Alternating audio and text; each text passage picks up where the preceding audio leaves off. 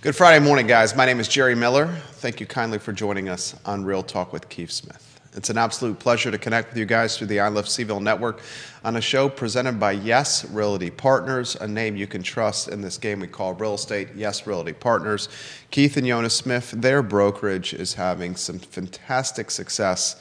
And that success is due to honesty, integrity, doing what they say they will do, executing on a plan of attack, and helping buyers and sellers get through the closing table and beyond. Yes Realty Partners, online at yesrealtypartners.com.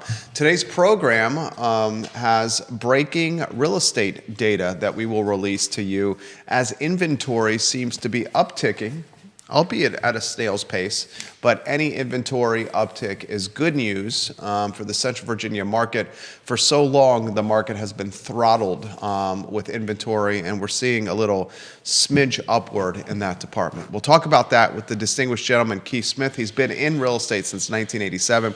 Judah Wickhauer is behind the camera. Judah Wickhauer, if you can go to the studio camera, make sure that Facebook message is open so we can chitter-chatter, and welcome Keith Smith to the program.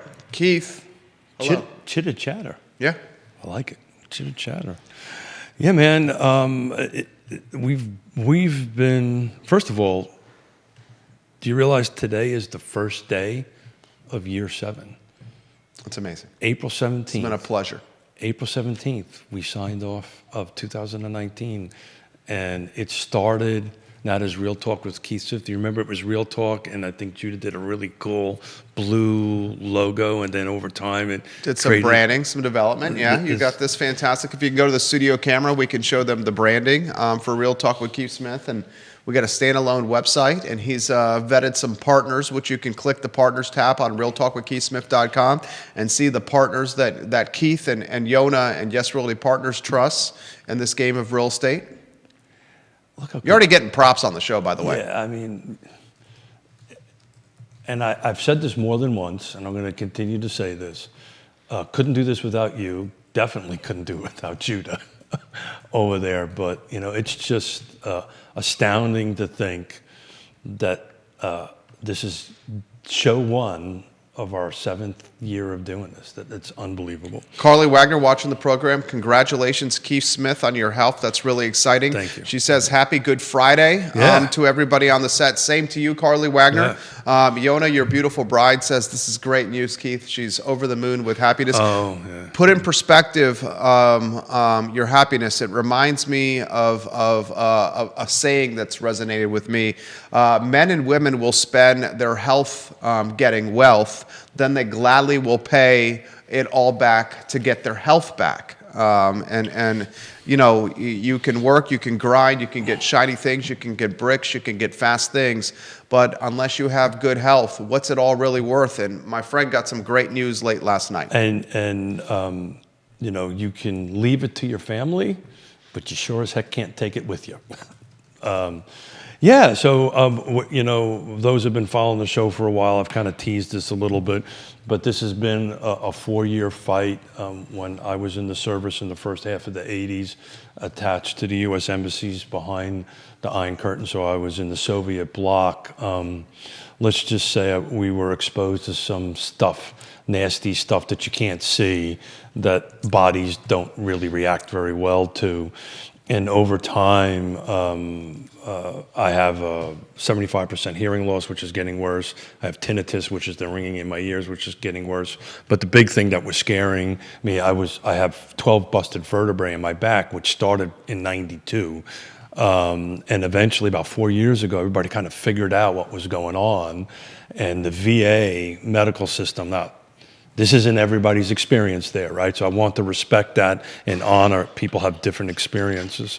My experience has been nothing but stellar. They connected me with some specialists in the UVA. You know, we talk about on the show all the time about why do people move here?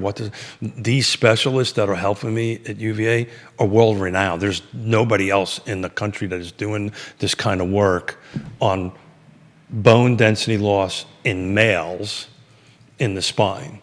And I usually add around here, you know, damn, I know I'm spineless, but this was ridiculous. But, you know, put me on a great program, multiple doctors. been injecting myself with a medicine that they actually fly over from Germany. Wow.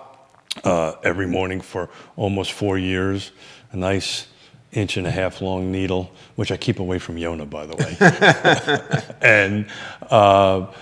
And look, I found out yesterday, I did my normal blood work, MRIs, and all this stuff, and I got the news that we're stabilized. That's awesome. Right? So we're, at a point there in the beginning, they were like, we don't know if we can stop this or not, and you might end up in a wheelchair sooner than later. Just to put it in perspective, when we started this journey 4 years ago, if I would have sneezed, I would have broke, bad. I had run the risk of breaking more bones in my back. So, I'm just super blessed, but I really want to take the opportunity here publicly to thank the VA and particularly UVA, because the VA realized we don't have the specialists to do this, and they punted me over to UVA, and I'm not, and I'm thankful to all the taxpayers and all this stuff. But I haven't paid a penny for this. So I get chills when I think about it. And, to your point, you can't take it with you. Well, when you have grandkids, this becomes even more real. Right. That I want to spend time with my grandkids and stuff like that. So, if there's a vet in your life or anybody in your life, send them that post, particularly a vet. And if they're not having a good experience, DM me. I'd love to talk to them. Ray Cadell watching the program. He's giving you some love here. William McChesney giving you some love. Yonna Smith loves what she's hearing right now. Gary Palmer watching the program.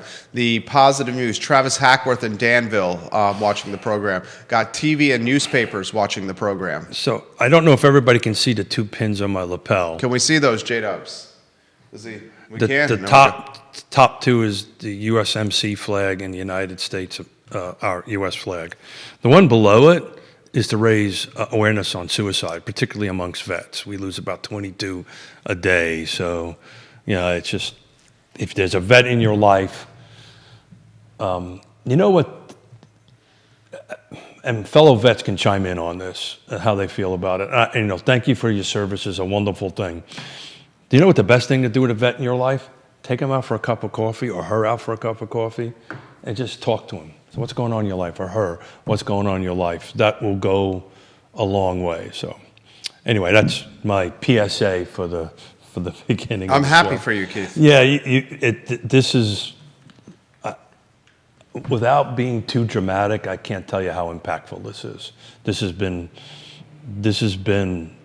potential. This is a life-changing event for us. So if you're watching on YouTube, guys, let us know how you feel and give Keith some love. Hit that like button, subscribe to the show, and pass along your kind words to Keith Smith. The man provides so much value for this community here in Charlottesville and Albemarle County and Fluvanna County in Central Virginia. And he got some positive news last night as it applies to his health, and I could not be more pleased for my friend. Thank you, brother. That means a lot to me. I sincerely mean it. Now, my friend, we also have one of my favorite things of the show, Data. I love data. Data. You know I do. Data. Okay, what movie? Okay, here's a movie reference. What movie was there a character called Data in it from the 80s? What? Oh, I know this. Come on. Give us a hint. Took place up in the Pacific. You know it. There you go. That was my hint to get the microphone in. Go ahead. Judah, tell us the answer. Do we have a 3-shot? Yeah, we do. I mean, is it knowing you? Is it Star Trek? No. Okay. No. It's a fun movie. It's a fun movie. There's a Star Trek character named Data, but there's a Star Trek. No, but this is a movie. Well, okay. What 1980? Well, that Star Trek had its first. I've got a question. Do you know the name of the actor? No, I don't. That one's a good one. I know the movie. That's about where it ended. It's Indiana Jones and the Temple of Doom, right? No. Oh. Starts with a short round. Starts with a G. It starts with a G. Goonies. Goonies. No. Hey, you guys. You know what's You funny? Hey, you guys. It's the same actor. It is the same actor, though. Very well. I just don't remember the actor's name. Yeah. That was, of all the Indiana Jones movies, in my opinion, that was the worst one. Not because of his actor, There have been some more recent movies that I'm sure. Oh, yeah. Logan I'm Wells not Playlo and I'm- Vanessa Parko. Hello. I'm not counting those. Those don't count. It's kind of like the Star Wars thing, right? You know, the first three were always the best. But yeah, Data. So Yonna Smith says Back to the Future. no, it's Goonies, honey. Goonies. It's Goonies. Are you It's the guy 100% Data. sure about He's, that? he's got the little things that pop out. Oh, Somebody Google it. His name I is had a Data. friend who was an only child, and his parents got him anything he wanted, and he would try to copy all that stuff and make his own From the movie. contraptions. Yeah. It was a lot of fun. Data. And Anyway. we're sure there's someone named Data and Goonies. 100%. Okay. 99%. Sometimes I get these things wrong. I'm gonna, It is the Smith brain, after all. You never really know. I don't doubt you. Yes, there is. Yeah. Ki Hua Kwan played Data and Goonies. And then his second movie. And there was one in Star Trek. I wasn't wrong with the Star Trek call. You were 100% right Yeah. on the Star Trek, but that wasn't the original Star Trek. That wasn't. Was there a Data in the there's been TV a Apollo. series? Yeah. The Next Generation.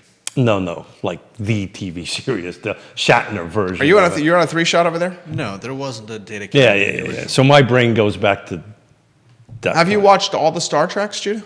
No, not even close. Are you a Star Trek aficionado? I wouldn't call myself an aficionado.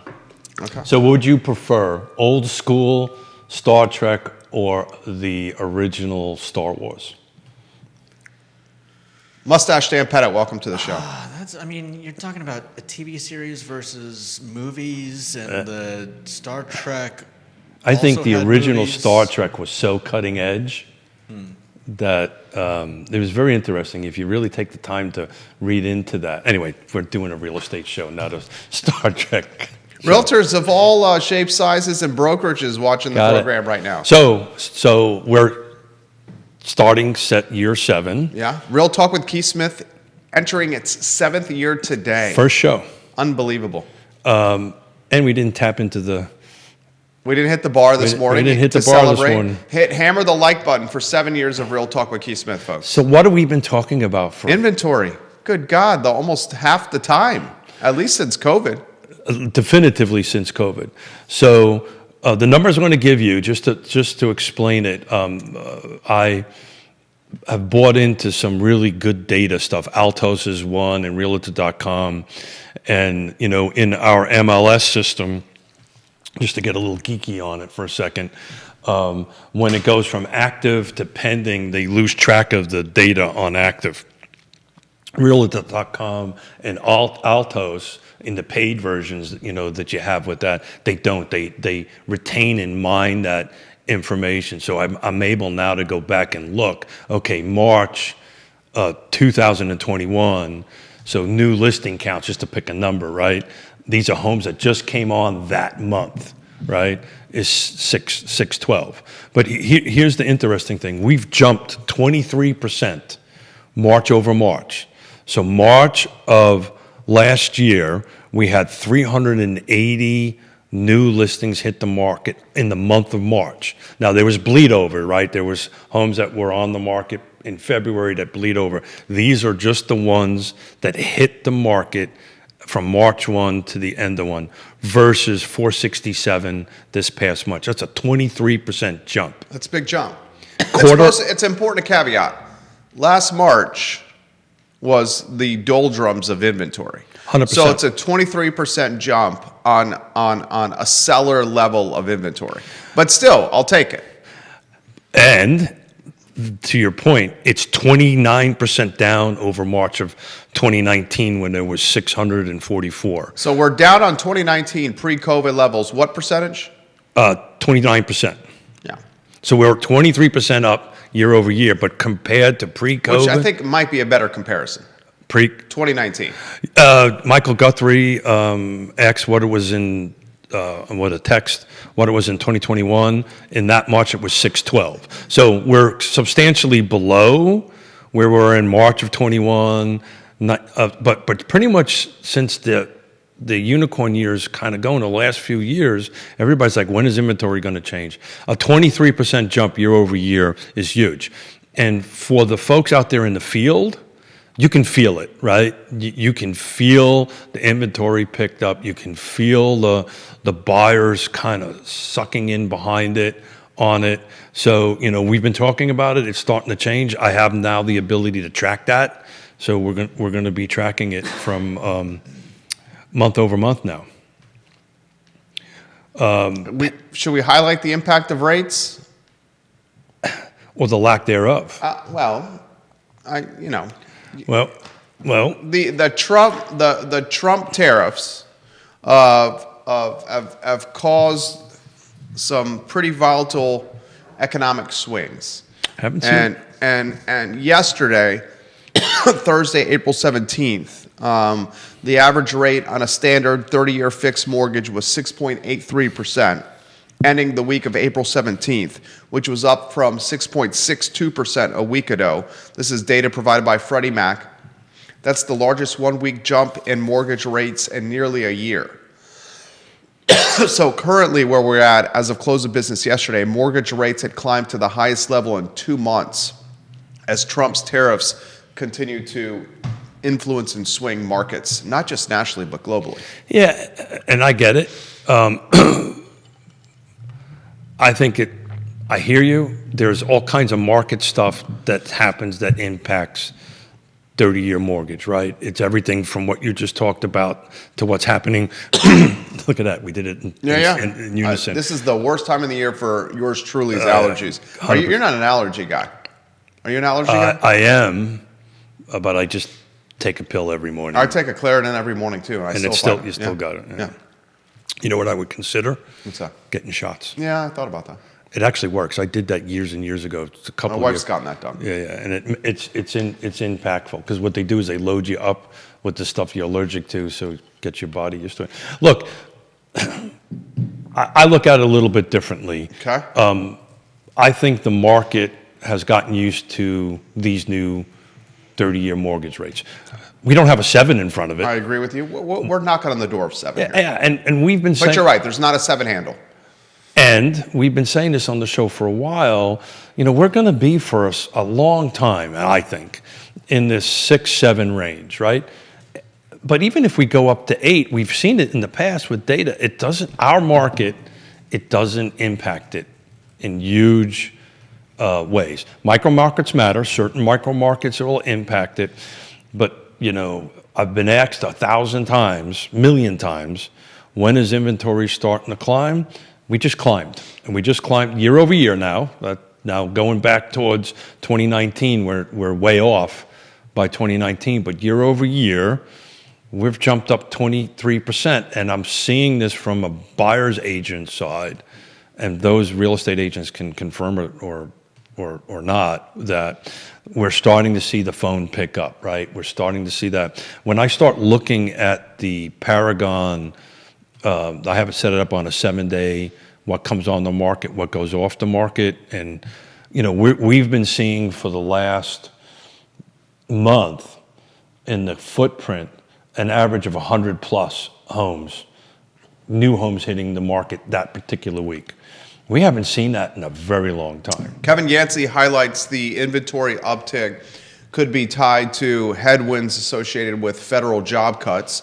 He also highlights that the inventory uptick could be a result of volatility, economic volatility, or an increased debt load that folks are carrying. No, it's not it at all. Okay. And I'm sorry, Kevin, love you, brother. That's not at all. What it is pent-up demand. People have been waiting to put their houses on the market. People have a lot of equity right now. People have a ton of equity right now. You want to tap into it. And they're tapping into it. But here's what's happening in the market, right? Yes, inventory's picking up compared to last year, but the buyers are sucking in, and they're still. I've got 8 homes I'm showing for a young couple this weekend that I set up showings. This afternoon and tomorrow, that I set up the showings yesterday. From the time I set up the showings on them to this morning, half of them are in pending or about ready to go into pending. So the tempo isn't slowing down. The volume of buyers are coming in. What's happening on the seller side, all these factors are kicking in. But in my opinion, the real factor is people have been sitting and waiting, and now they're just pulling the trigger. Barbara Becker-Tilley, thank you for watching the program. Comments are coming in quickly. Carly, I'm going to get to your comments, and it's happening, what Keith is talking about, at all price point spectrums. I was following a home listed in the Ednam neighborhood behind Boar's Head, and this listing came in north of 2.3. And after a weekend and quite a bit of showings, a multiple offer scenario, and it sounds like the home is going to close and trade at well above asking price. So folks, this is happening at levels of price point spectrum from starter home up into luxury. Carly has this comment. Comments are coming in faster than I can think of here. Let me get Carly's comment first, and to do that, I am going to have to get into the comments. While you're doing that, I got it here for you if you want it. Yeah. Go ahead. Yeah. So this one's from Carly.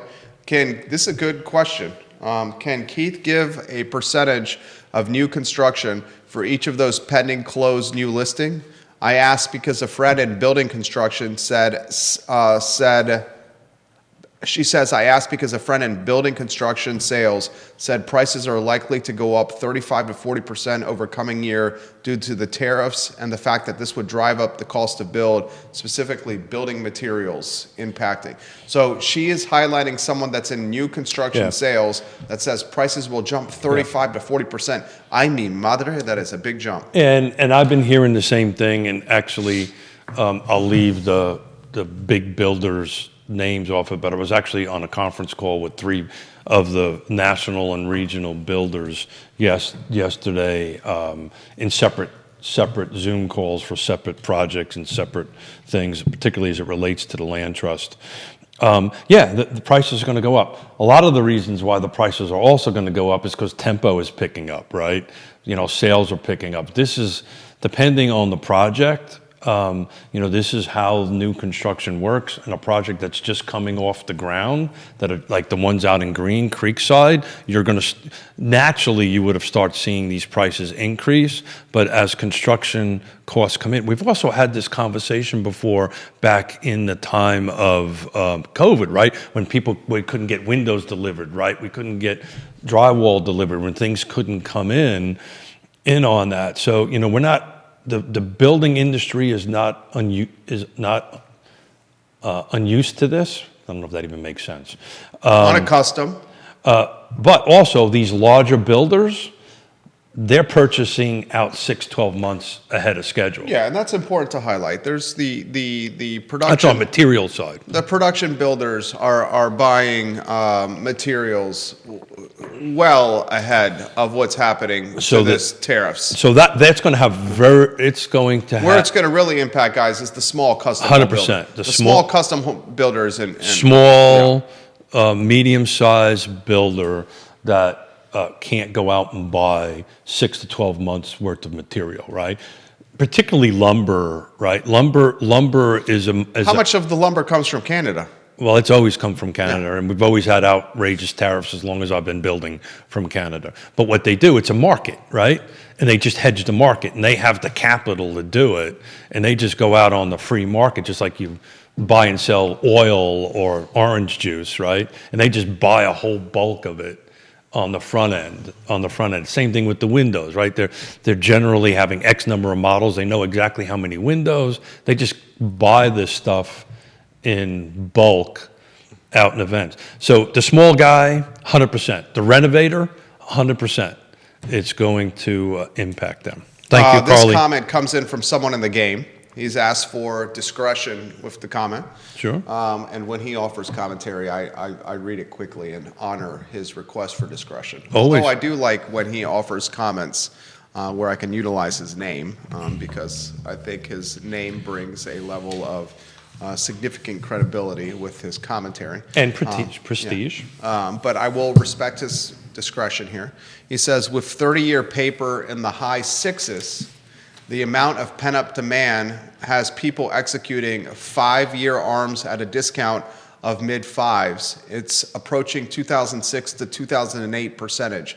It's a risky move if you don't understand that paper. All right, I'll offer some perspective here. This was actually put on my radar by a friend that works in banking. There's a lot of people right now that are doing adjustable rate mortgages. And there's a lot of people that are doing 5-year ARMs that are looking to save some. And the savings is pretty significant. We're knocking on 7's door. So I know that because that's what we're doing to our house. You want to put it in perspective here. There's a lot of floating debt that's coming on the market here. Well, on our houses, we are putting an apartment, what we're calling a terrace level independent living apartment for my parents. Okay. My mom refuses. What's the price point? Can I ask what that's going to cost you? We're probably going to be between $150 and $200. That's a lot of money. Yeah. Well, there's a ton of excavating work, retaining walls, relocating the site work on it, relocating propane, power, cable, the whole nine. At that point, do you consider if it's $150,000 to $200,000 to build this terrace level, independent living headquarters? A basement apartment. Basement apartment. 150 to 2. I'm just not allowed to say that. You have massive amounts of equity in your home. You have very little debt. Was there not any consideration given to selling the home, taking the money for purchasing the home, and buying something already set up at a different location, perhaps closer to work, and then walking away with a chunk of money as well? No, because I can't get what I want that does not have a very big 1 plus something in front of it versus... I would imagine your house, knowing the market pretty well, is trading what, maybe high 5s north of 6? Yeah, for sure. High 5s north of 6? Yeah? So, but I'm part of the problem, right? Because my house is independent living. My main house that Yonna and I live in, everything's on the first floor. I don't really have to move out of it. I've got a 2-acre lot inside of Lake Monticello, right? I absolutely love it. Love my gardens. Love everything about it. She said there was some thought given to that, Jerry. Yeah, I know that. Okay.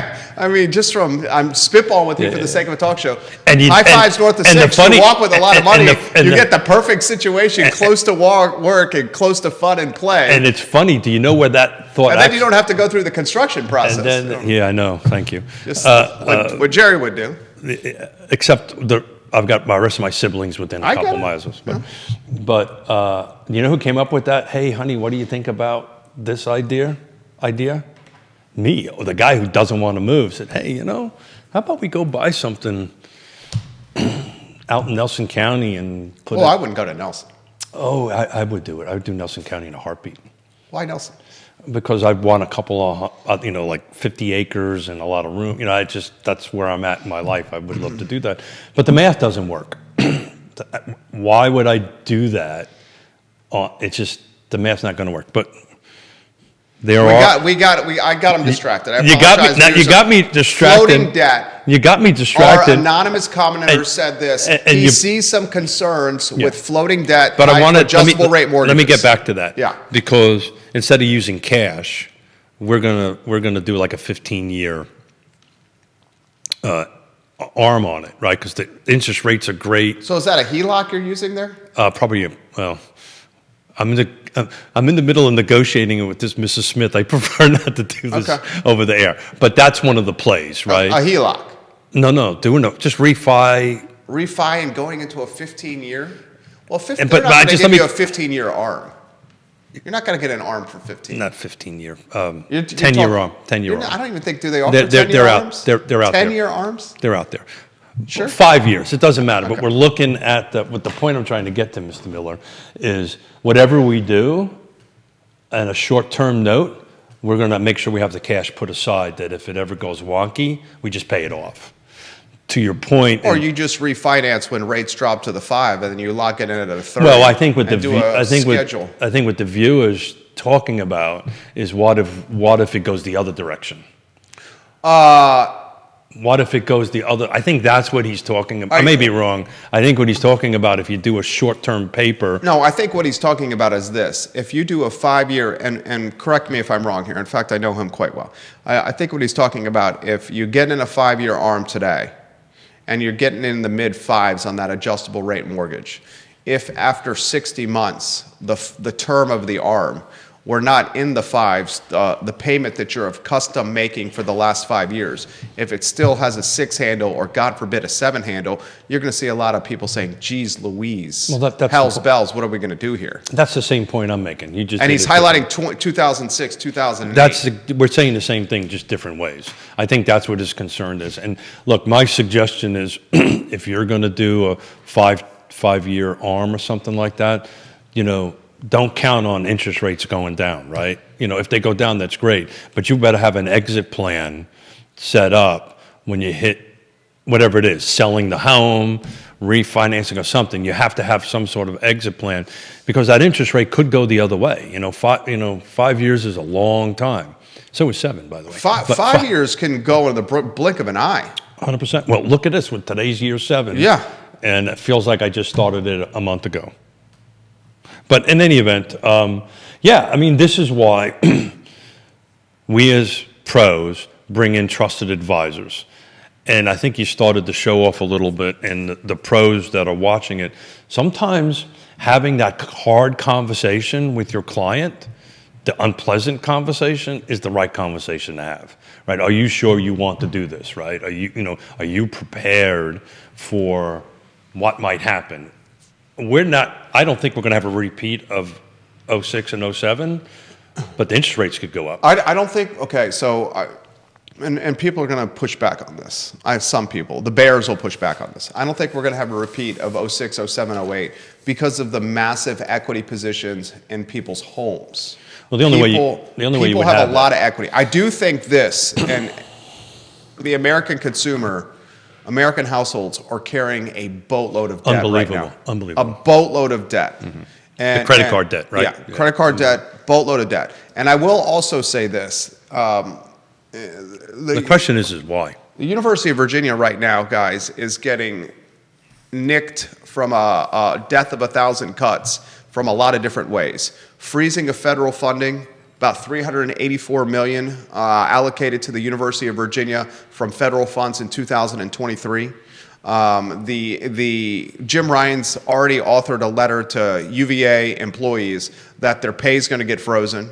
They're not going to get the 3% cost of living raise. They're not going to get performance-based bonuses, and discretionary spending is going to be cut. There's some scuttlebutt around UVA that we may have to do pay cuts. That's the scuttlebutt, is pay cuts coming around UVA. The last time that happened, I believe, frankly, it happened during COVID. It also happened in the 1990s when the University of Virginia started becoming a funding machine, a fundraising machine, because it realized it could not rely on the Commonwealth. Maybe they might have funds. to start selling some of their property off. Well, and another headwind is the government sector around here. Yeah. I mean, $1.3 billion economic driver of Central Virginia's economy is the SPIs, the NGICs, the government sector. That's got headwinds.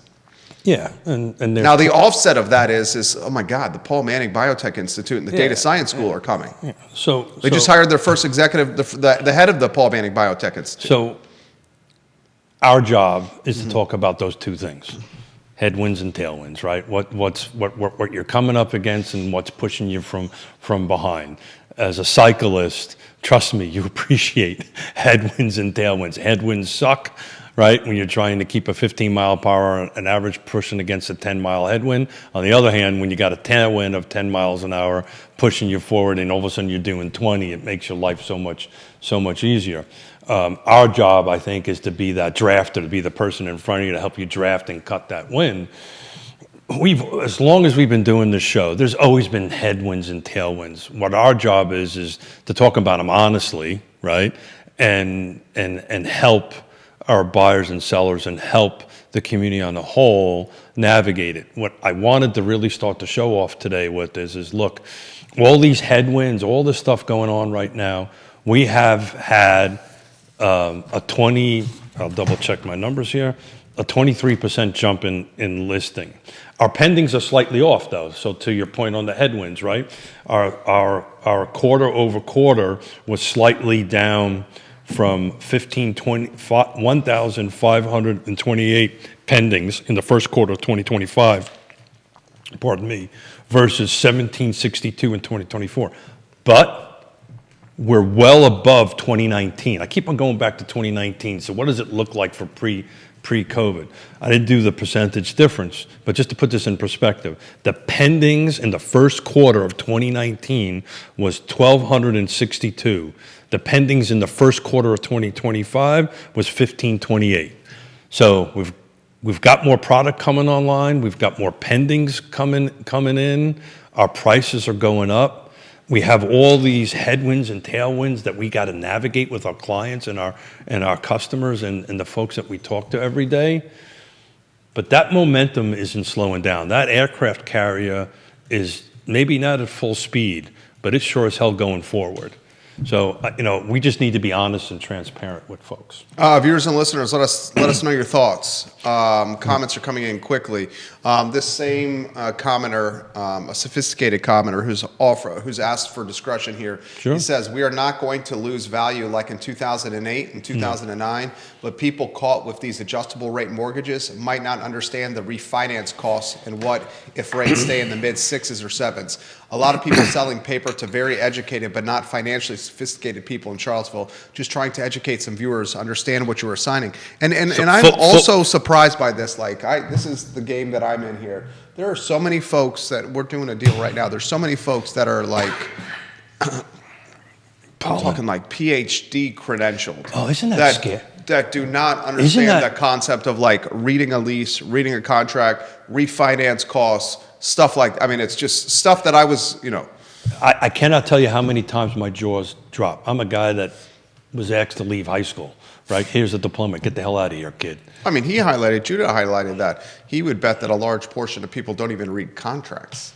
Well, I can tell you, I can assure you they don't. And we do it a little differently. I actually, when we sit down and go over, highlight all the important areas and we make sure that the buyer and seller understand what they're signing and what they're getting into.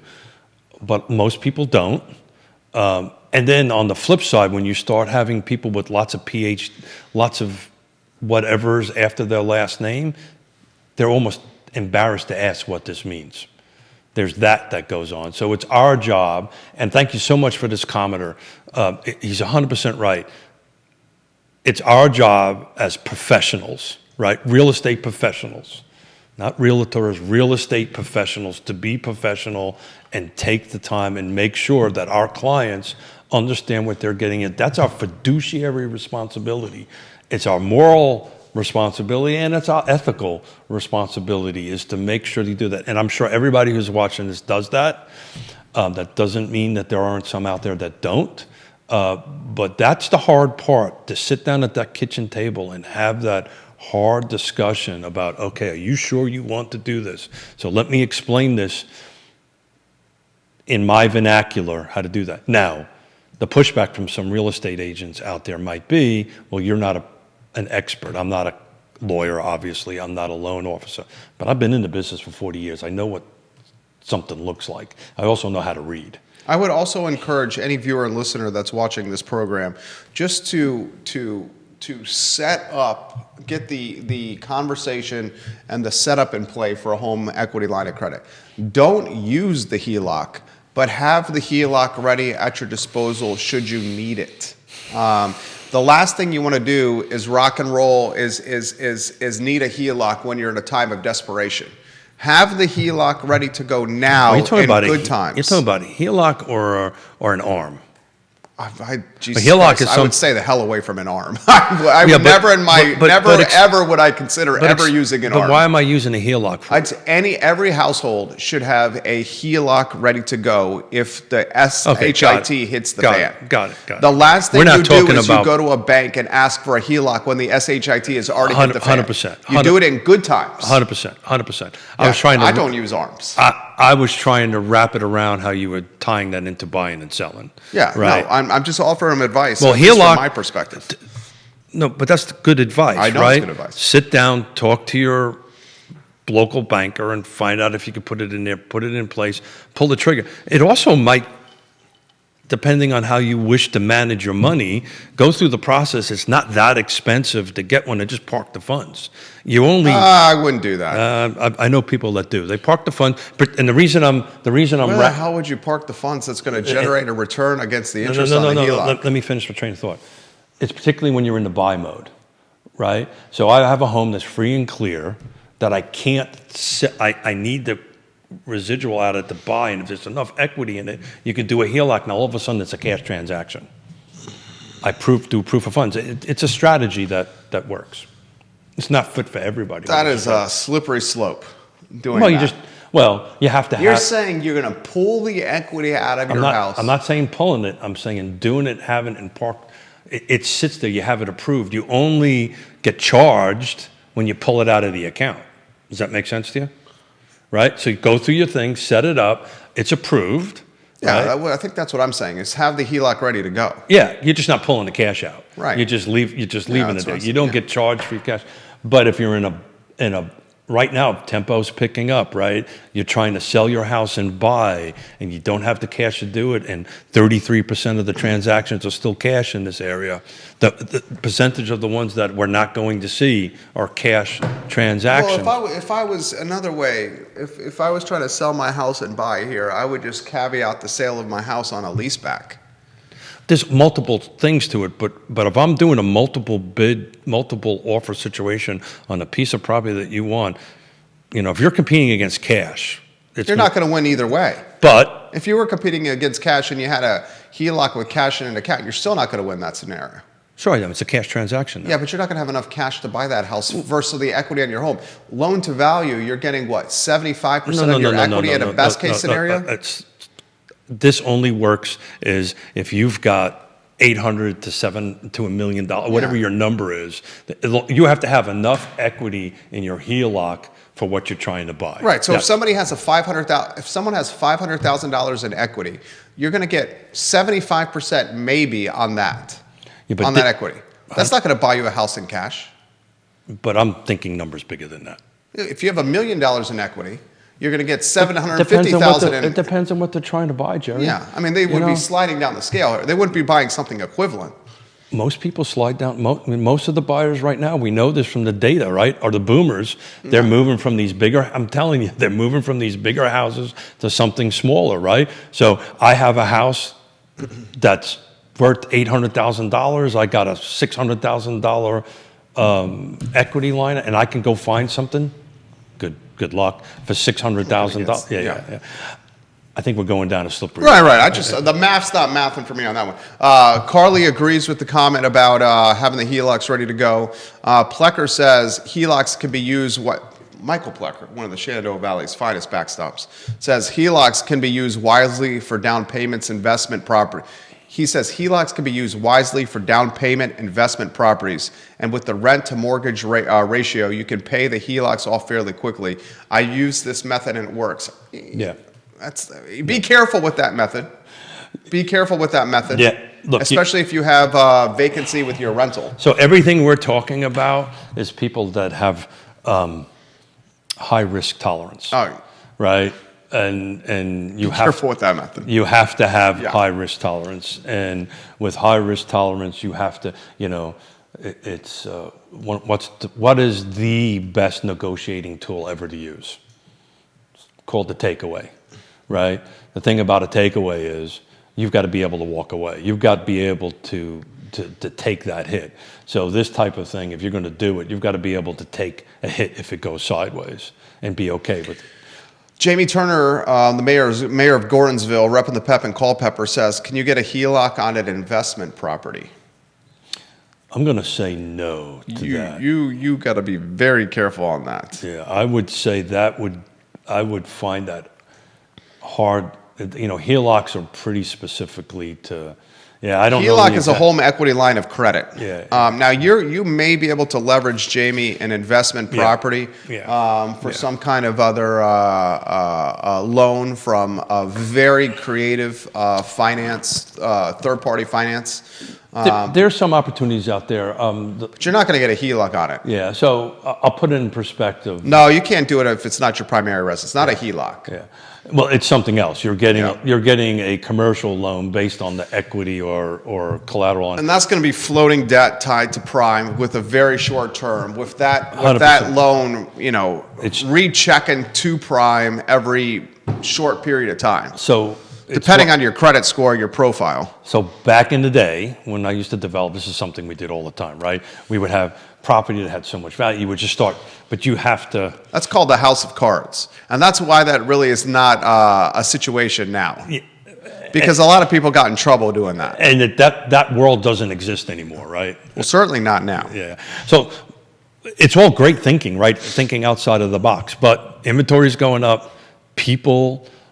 Yonna highlights you can do that with private financing, and I've seen that done Yeah. with private financing. Great stuff from Yonna Smith.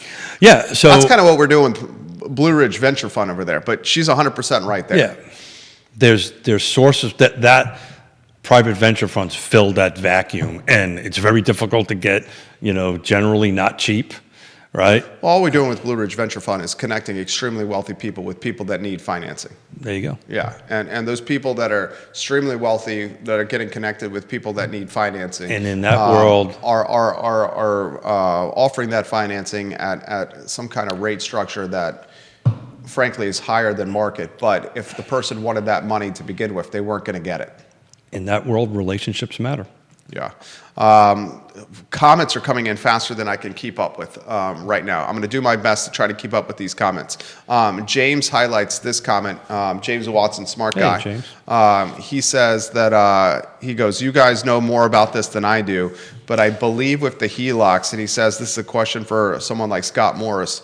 He says, I believe with the HELOCs that, let me read it exactly.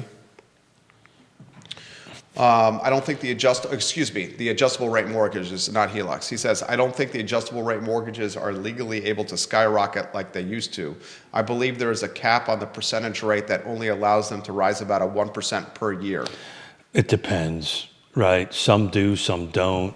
That is a leftover from the time of great unpleasantness when there was no cap on them.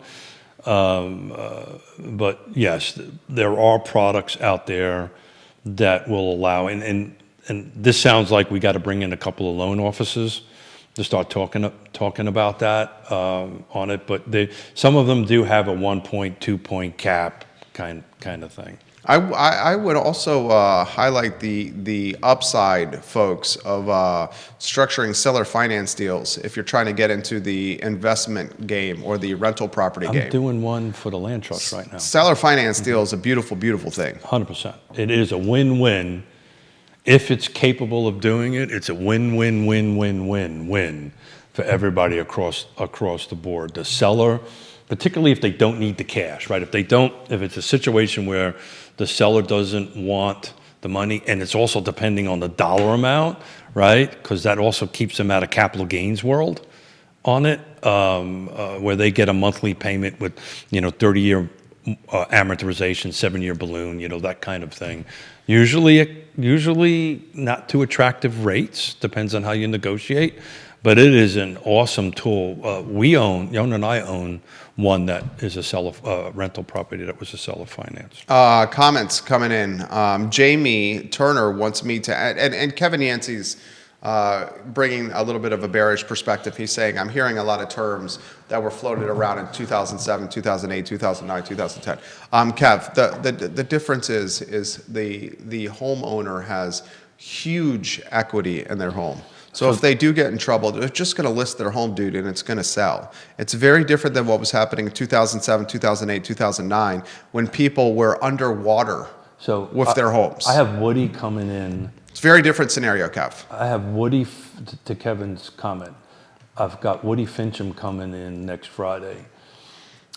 Because the only concern I have, just to do a little bit of in Kevin's court for a minute on it, is if whoever they are, the regulators, start changing appraisal scenarios, because that's what really got us into trouble way back when. If that trajectory starts going back towards it was prior to 2006. What would be the appraisal change? Something tied to roof vulnerability? Well, The appraisal tied with roof vulnerability? Is that what you're talking about? no. So what happened prior to 2006 and 7, you know, you were the lender, you tapped your favorite appraiser, and then it just was not a arm's length transaction. You were a lender. You used an appraiser that you knew would get the loan to the deal to appraise at whatever was offered, whatever the buyer wanted to buy it on, and next thing you know, everybody was getting Well, mortgages. let's put it this way: there wasn't the regulatory controls in place to go ahead and do that. And now it's a pool system, right? You know, you can't, if you're a lender, you have to go out to a third-party pool. Now, most appraisers, and this is what I want to talk to Woody about, most appraisers, you know, think this is a good thing or a bad thing. You know, there's a split down the middle. But, you know, the real root cause of this was, as I explained to it, there was the cookie jar, right? And the government opened up the cookie jar and said, hey, anybody can take a cookie, and then everybody took a cookie and they closed the cookie jar, right? So we're going to talk to Woody next Friday about that, because I've been reading some articles about some tweaks in the appraisal system that's on the horizon that I'm not smart enough to understand, and I want somebody who's super smart on this to talk about it. Jamie's asking for your take on the listing that I positioned on the I Love CVille Network on Delavan Street. Did you Isn't see it like that? $300,000? It just got cut. So just had a price cut, a $25,000 price reduction to $275,000. It's an LLC that owns it. Goodbye LLC, Goodbye Real Estate LLC. They purchased it in March for $150. 3 weeks later, they listed it for $300K. Fifeville location. 1/7 of an acre. Yeah. Limited zoning upside though. Yeah. If that sells for anything close to what it's currently listed for, I will be very surprised. I just think Goodbye Real Estate LLC. I think somebody just bought it and threw it out there and see what happens.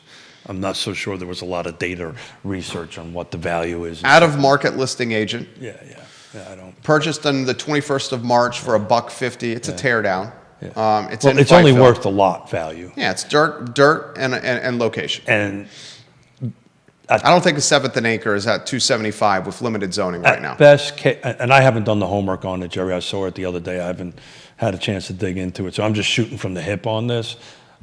Zoning is RNA. Yeah, so I think if they knocked the house down, cleaned the lot up, dressed it up, and made it like ready to go, it might be in the very low twos. Might be the market value for it. You know, lots run in Charlottesville, single-family detached, if you can find them, somewhere between $150 and $250, right? Depending on location, right? Obviously, Belmont's going to be more, and you know, so forth and so on. But as a rule of thumb, you know, people that are looking to buy and put single-family detached or something on there, you know, you're looking at a $150, $250. And I haven't did a micro dive into it, exactly what street it's on. And This is in Fifeville. I got that, but where within Fifeville and what surrounds it and so forth and so on. But if I was the LLC, I'd tear that sucker down, get a nice clean lot. I think this, the LLC, the owner is an out-of-market owner, not an in-market owner. They bought it. I think this guy's just trying to make a quick buck. 100%. And it's right off Dice Street, Yeah, well, there you go. kind of behind the ABC store and the train tracks there Well, there on you go. West Main Street. Well, there you go. That's cleaned up $150 at the most. Yeah, Jason. $1.75. Well, it's something to follow. It's certainly Yeah. something to follow.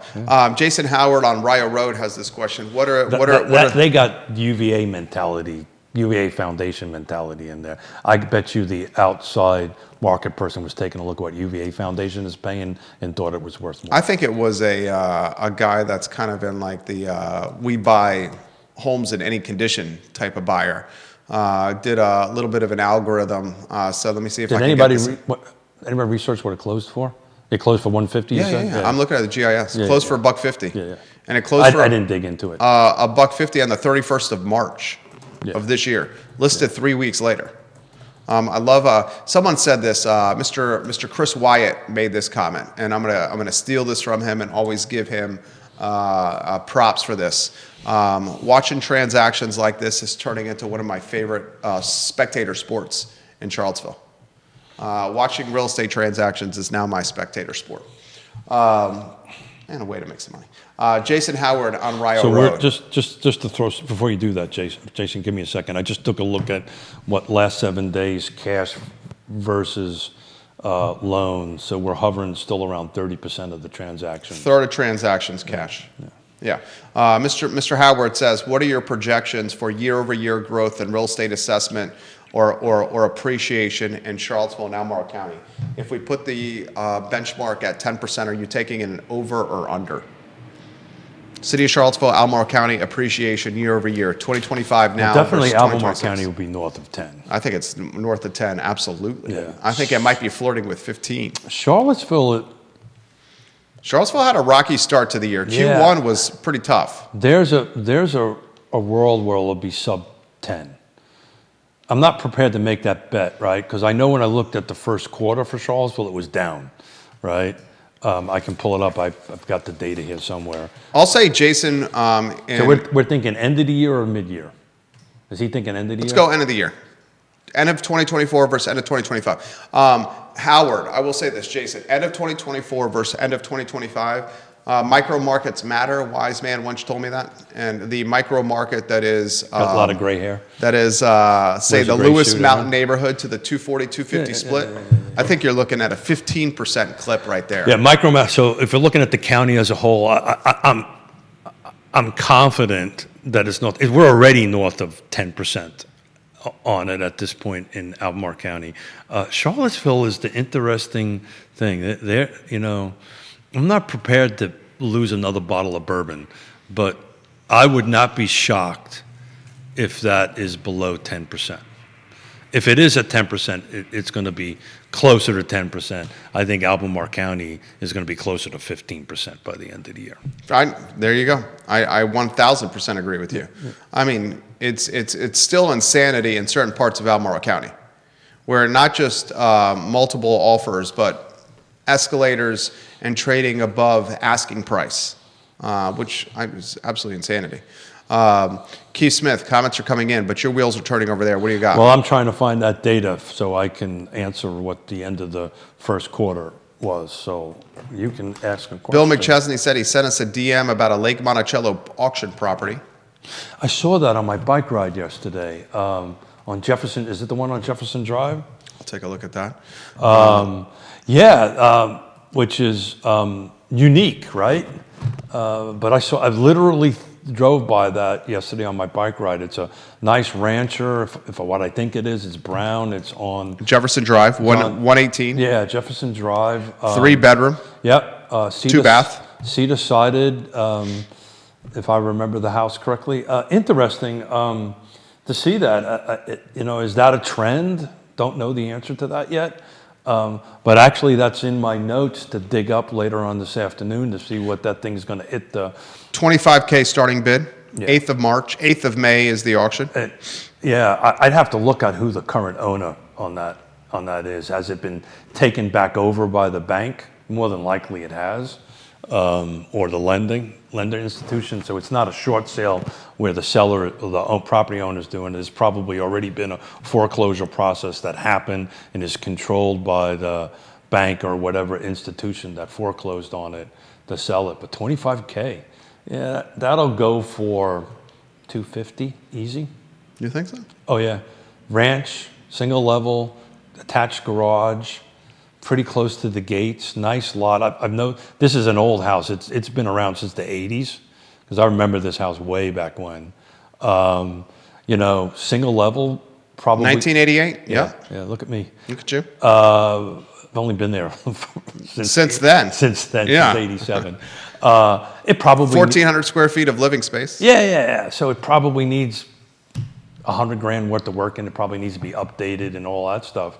I'd rip off that cedar siding. It needs a new roof and all that stuff. But I wouldn't be surprised if that trades between $200 to $250 at auction. Holly Foster watching in Henrico. Hey, Holly, how are you She says, great news for Keith Smith. So Thank happy you, about Holly. that. Thank She you very says, much. great beginning to year 7. And she says, happy Passover, happy Easter, and happy Easter Bunny Day to everybody. Thank you, Holly Foster. Holly, you're one of my heroes in my life. Thank you. Holly for that. Foster, you are awesome. We Thank you. love you and your dog, Luke, Holly Foster. Comments very quickly are coming into the program. This one is a good one. Where does Keith see the vulnerability in the market? Faye Lipscomb, thank you for watching the program. Where does Keith see the vulnerability in this market? Wow, that is a great question. I mean, new construction's got some headwinds, folks. No, I've just looked at the numbers. They're growing. New construction? I'm just looked at them. I closed it out already. Didn't realize we're at 11:20. New construction is climbing. We will give new construction versus existing at the end of the second quarter. Yeah, But very curious to see that. But I can tell you, I know for a fact in Colonial Circle and Creekside, they're selling faster than they can get them on the market. And that I know for a fact. Yonna says affordability is your vulnerability in this market. But Mrs. Smith, it's been for a very long time. But yes, affordability, even though inventory is up, what we say, 23%? I don't have the number in front of me, but inventory is up year over year. I'd say the vulnerability in this market is if you're a first-time home buyer. Yeah, but we talked about that last Friday, right? This conflict or this world between the boomers, the gray hairs, and the first-time home buyer or the millennial Gen Z buyer. It's it's true, it's real, it's out there. Look, I think it's more of the same. The only glimmer of hope I'm trying to convey today is we've been waiting for an uptick in inventory, and it's happening. Is it all of a sudden going to plateau out? But as this tempo or as this inventory starts climbing, it's just sucking more buyers in. It's what we talked about all the time, right? If interest rates go down to 5, that sucking in is going to be even greater into it. So it's sucking in now in the 6 and the 7s on it. And these buyer profiles just have a lot of cash to put down. So it's the headwinds that you've been talking about for a while isn't going away. We got a little bit of tailwinds coming in, but be patient, folks. We'll win. Keith Smith, Real Talk with Keith Smith. Some closing thoughts for your fans. No, that last question was probably the question of the show, right? Where's the vulnerability? Where's the vulnerability, right? And for me, I'll say it really succinctly. The vulnerability for me is difficulty with first-time home buyers. The vulnerability for me is the challenges that the University of Virginia is facing, the number one economic driver, and the challenges that the defense sector and government contracting, government workers, the number 2 economic driver, are facing. The vulnerability for me is the tariffs and the turmoil caused from these tariffs with stock markets, with markets. A lot of folks that live in this community, very wealthy people, their confidence aligns with how their portfolio is doing. And 2025 has been a down year for all of us. That's a little vulnerability piece for me. But overall, I still continue to remain very bullish and very confident in the Central Virginia market. Because as I highlighted on the I Love CVille show, you got with the Data Science School and with the Paul Manning Biotech Institute, easily 5,000 new jobs coming to this area. And the jobs are going to be held by people that don't live here now. And where are 5,000 people going to live? They're going to live in homes that are not on the market. So that's why I think that you're going to have levels of appreciation that maybe are not at COVID levels, but depending on where you are in Albemarle County, you're going to be hitting 15% year over year which is appreciation. Above the norm. Yeah, double, way above. Double. Triple in some cases. And triple Yeah. in... I mean, what's normal, 3 to 5%? 3 to 6. Yeah. 3 to 6. And if you're hitting 15, you're 3x. Yeah, 3, and our friends like Kevin is going to go, when is this going to stop, right? But look, economic headwinds, drivers, all this stuff, I've been doing this since 87. Some version of that has always been hitting our market, right? If it's COVID, it's what's currently going on now. Is it the time of great unpleasantness? There is always something that is hitting the real estate market. And other than the time of great unpleasantness, if you take a look at the trajectory, values have gone. Some have, it's gone up and down, but over time, it's been going up.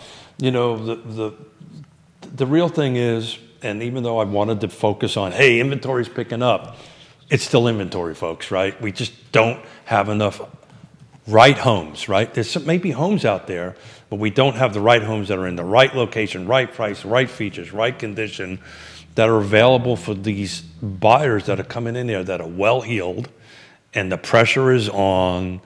Why I volunteer so much of my time here and why I'm about ready to go to another meeting to try to figure out how to help this missing middle, right? And this missing middle, to Neil's point, is, in my mind, is not product, right? It's not homes, it's people.